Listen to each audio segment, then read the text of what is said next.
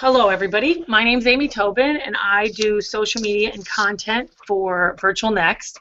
And I'm here to introduce Elliot Atkins and Bijan Cherokee, who are the founders of this piece of mobile technology. I'd like to have each of you introduce yourself. So, Elliot, just give us a brief bio of how you got to this point. Sure. I have a long history with large corporate accounts, and about 6 years ago decided to venture out on my own, have an advertising company, and a couple of years ago connected with Bijan on the loyalty side. My other company's in the restaurant space, so it made a ton of sense. I've dealt with restaurants for years, understand their challenges, and love what Bijan and the team were doing at the time. Okay. Bijan, you want to give us your same bio?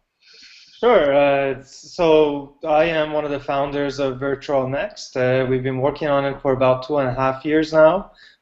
We thought of the idea when I was working as an e-commerce manager at Best Buy, and after I left Best Buy, I started Virtual Next to do what we do today, which is a mobile loyalty solution with no app for restaurant chains and retailers.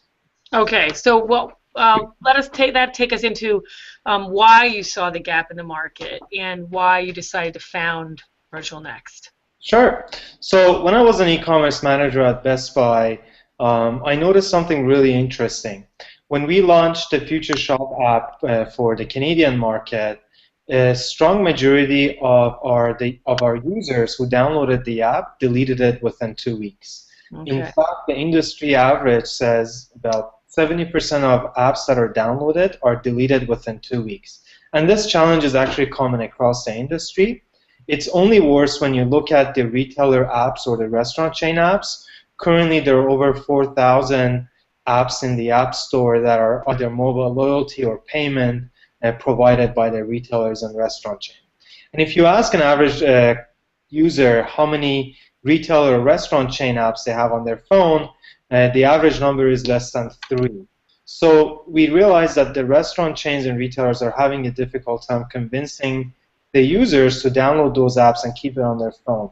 So we thought of it building a platform that enables these restaurant chains and retailers to offer the benefits of a mobile solution, whether it's loyalty, payment, gift card, or promotions, in the mobile platform without using any apps. So we use the phone's existing digital wallet technology like the iPhone Passbook, Google Wallet, or Windows Wallet Hub to enable these merchants to offer those mobile solutions.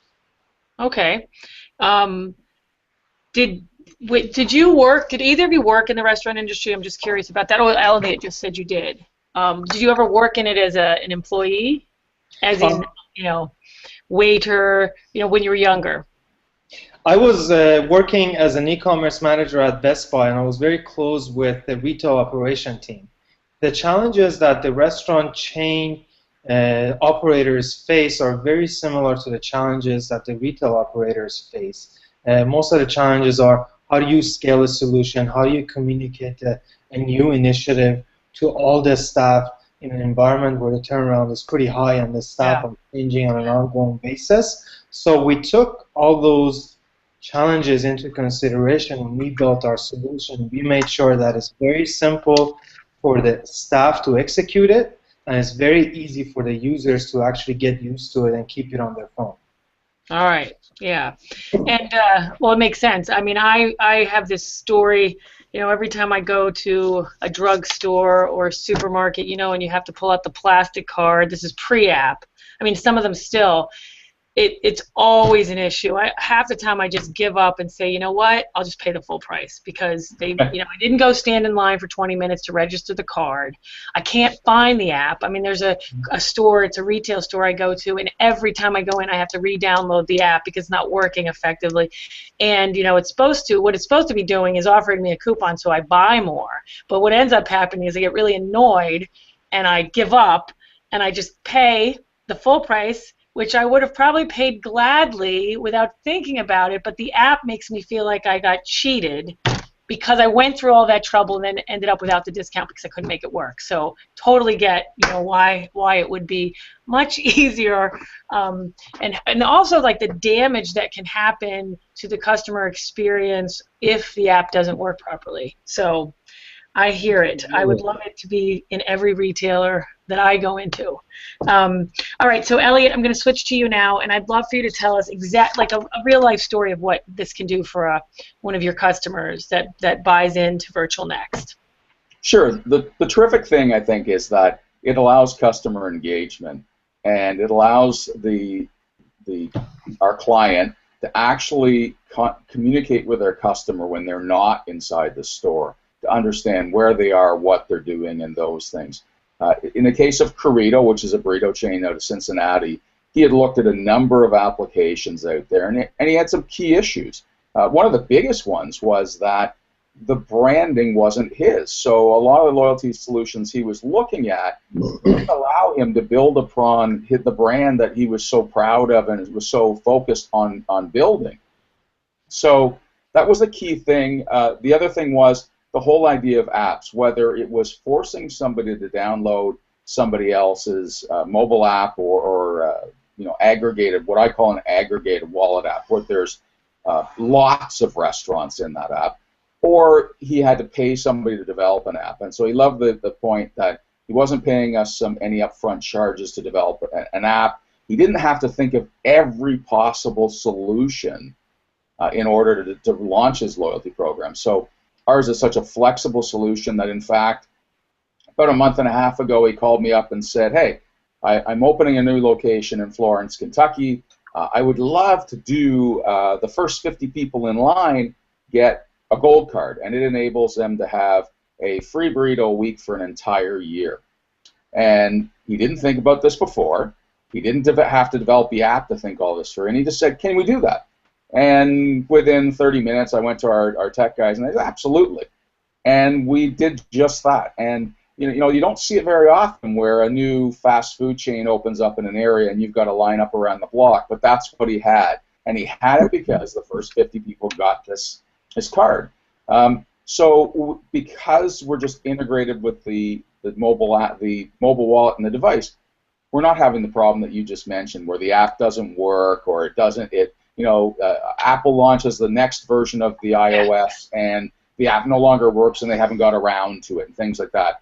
Ours is on the phone. It's another card. You know, I just got back from a trip out west, and I had all my Air Canada boarding passes in Passbook, along with my Corrido card, along with my other cards, without having to launch an app. And in fact, when I got to the airport, it just popped up.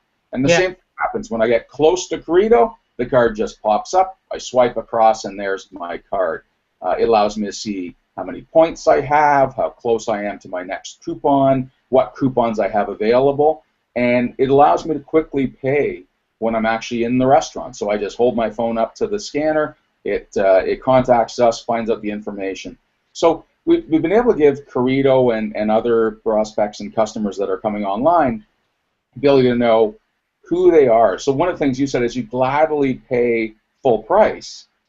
But if you gladly pay full price, the fact is I still don't know anything about you. I don't know that you came in. Well, no, I didn't say I would gladly pay full price. I said I would rather have paid full price than go through, because what happens is not only are you frustrated, because we're always in a hurry, everyone, but you feel like you got cheated, whereas if the app didn't exist and the coupon didn't exist, I would have just paid for whatever I was buying.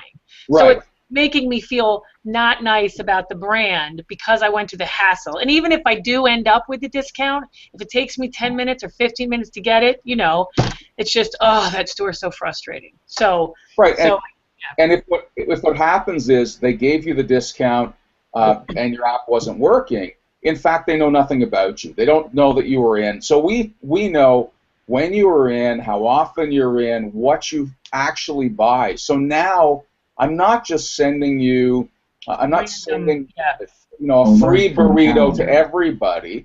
I'm actually sending. Sorry, Libby. I'm not sending you don't multitask. You can't multitask during a hangout. I know. I'm not sending you a coupon that I send to everybody. In fact, I know you always come in and get the chicken burrito bowl. So if I wanted to do something special for you because I haven't seen you in a while, I can actually send you, hey, haven't you missed our chicken burrito bowls? We'd love to have you come in and use this coupon and it's half price. So a very, very targeted, personal situation, instead of saying, I have no idea who my customers are, so I just got to send the same coupon to everybody. So it's like the Amazon experience versus the Facebook experience. It really is.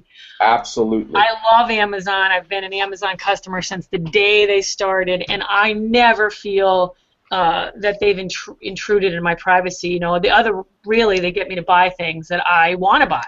Versus Correct. Facebook, and I can't even tell you some of the sponsored posts I get, because you're just like, what? How do they find this connection? And I was actually talking to a guy named Daniel Newman, who had a meeting with a business, as a consultant, and that business's post keeps popping up in his stream, and he's not the target customer. So right. Okay, I get that, and it's white labeled, which is great, right? So it's correct.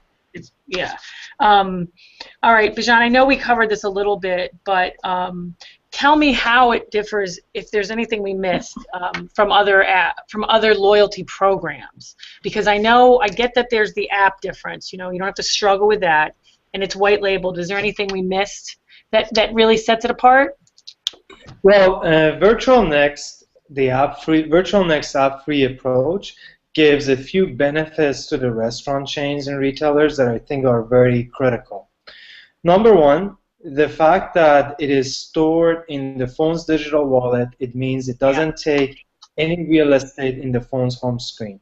And that makes a huge impact on the penetration rate and the success of your program. So that's one benefit. The other benefit is that because it's within the digital wallet, everything is really done from our server and on the cloud. And this enables the restaurant chain or the retailer to make any changes to the card at any time remotely. So if they want to load a promotion or if they want to give a reward, they can just quickly say, just push $5 into this person's card. It automatically loads into the card. You don't have to go to anywhere, open an email, click on a link, download it, add it to your phone. So these are some of the benefits of it. I think the fact that everything is cloud-based makes it a lot easier for execution.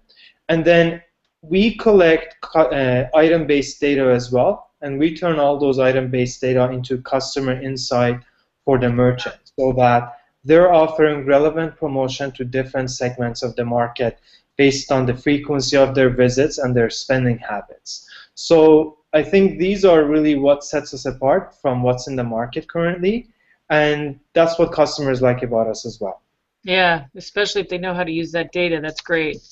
That's great. Okay, so tell us about the ideal customer. I mean, I know that we talked about one QSR, but I'd love to have a little bit more detail on perhaps retailers as well. But Elliot, this one's for you. Sure. Who would really be able to see a use for this in their business? Because it's not a mom and pop thing, I'm guessing. Well, and I mean, that's a great question. And so not a mom and pop solution today because of the integration we do with our customers' point of sale system. So what we do is we're not, there's a lot of other loyalty solutions out there that place an Android device or an iPad or an iPhone beside the cashier as you walk in and you scan it. It's completely separate from what the business is running. So, because we integrate with the point of sale, we tie directly with all their data, and we have some work and effort to do on our part. So at this point, we need sort of someone with 10 to 20 locations as a starting point. And at the high end, we think that their chains get to a certain size, especially, it differs a little in the different countries, but they get to a certain size where they have their own IT department, they have relationships with big developers, and they're sort of that opinion that, well, I'll just do it, I'll create my own. Yeah. So yeah. We think that sort of 10 locations to 500 or 600 locations, above 600 locations, you probably have your own IT department, you're probably developing your own apps. It might be risky, you're not getting all the benefits you have by a shared platform like ours, but they probably do that. So the benefit is anybody who wants to collect information about their clients connect with them outside of the physical store, and provide a connection. So provide communications. And I say the biggest issue right now is the integration. So 10 to 20 locations is our bottom, and that's very much because one of our key selling points is that there's a very low cost to entry for our customers. Yeah. Okay, and you have right now customers in North America and Europe, right? So there's no geographic limitation? We have customers in North America right now. There are no geographic limitations. We are effectively storing and communicating numbers. So whether that number is, the British pound or a peso or a US dollar, it doesn't matter to us. We're just tracking on behalf of the customer what their customers are doing. Okay, so if I'm watching this and I'm that ideal client, Bijan, how do I get in touch with you? Well, how do you want me to contact you? Sure, yeah, you can visit our website at www.virtualnext.com. We're also attending the National Restaurant Show this year in 2014 in Chicago, so we'll be in the Technology Pavilion section as well. Yeah, and you can call our 1-800 number on our website. We're available all the time. All right, great. Well, thanks a lot, guys. It was great learning more about it, and I will talk to you soon. Thank you. Really appreciate it. All right, bye-bye.